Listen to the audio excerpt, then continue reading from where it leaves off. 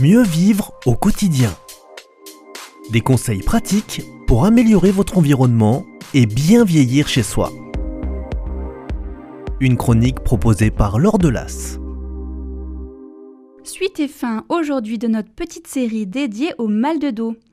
Vous n'avez peut-être pas suivi les 2 précédents épisodes. Si c'est le cas, pas d'inquiétude. Il vous suffit d'aller les réécouter sur le site de Radio Présence, onglet Société, Vie Famille, Mieux vivre au quotidien. De quoi allons-nous parler ? Eh bien, précédemment, nous disions qu'il fallait bouger lorsque l'on a mal au dos. Oui, mais bouger et se positionner correctement. Et aujourd'hui, on va se demander comment parfois se faciliter un petit peu la vie lorsqu'on le peut en s'équipant malin. Je vais commencer par les best-sellers, ce qu'on achète lorsqu'on en a marre de se pencher ou qu'on ne peut plus, tout simplement. Je veux parler des chausse-pieds. Mais attention, on en prend un à long manche, histoire que lorsqu'on se baisse, tout en étant assis, bien évidemment, rappelez-vous, on ne voudrait pas tomber, eh bien on n'est pas à se pencher. La pelle et la balayette à long manche également sont des incontournables pour passer un petit coup de balai.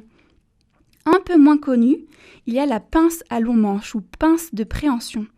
Si vous ne connaissez pas le principe, eh bien c'est une pince à 2 doigts au bout d'un manche que vous pouvez actionner à distance avec une poignée. Plus besoin alors de se baisser pour ramasser ses clés ou ses lunettes.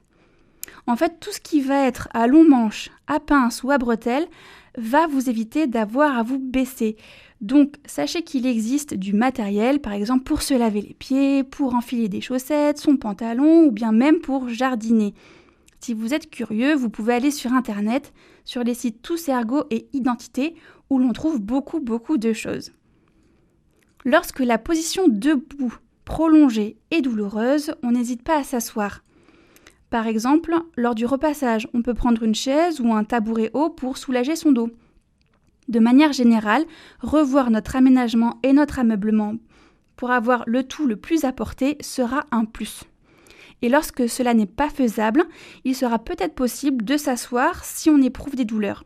Je pense en particulier au chargement du lave-vaisselle qui peut se faire assis sur un tabouret et idem pour le lave-linge. Lors du jardinage également, il existe de petits sièges roulants bien pratiques lorsqu'on veut tailler des arbustes par exemple. Pour le transport d'objets, pourquoi ne pas investir dans une desserte roulante ? Bien pratique pour transporter de la vaisselle ou de lourds plats vers la salle à manger, ou bien décharger les courses, par exemple, de la voiture au garde-manger. Même réflexion pour la panière à linge à roulettes. La question du ménage est un peu plus compliquée parce que par définition plus physique. Il y a bien sûr la solution de se faire aider si cela est trop dur, mais si on fait le ménage soi-même, on veille le plus possible à garder son dos droit et à rester bien gainé. Pour ce qui est de l'aspirateur, j'avoue préférer les aspirateurs traîneaux, car les aspirateurs balais peuvent parfois être lourds et avoir trop de charge en bout de bras n'est jamais bon. Ou bien sinon, vous avez également des robots aspirateurs autonomes bien pratiques pour passer un petit coup. De même pour les vitres, vous trouverez différents modèles de raclettes télescopiques.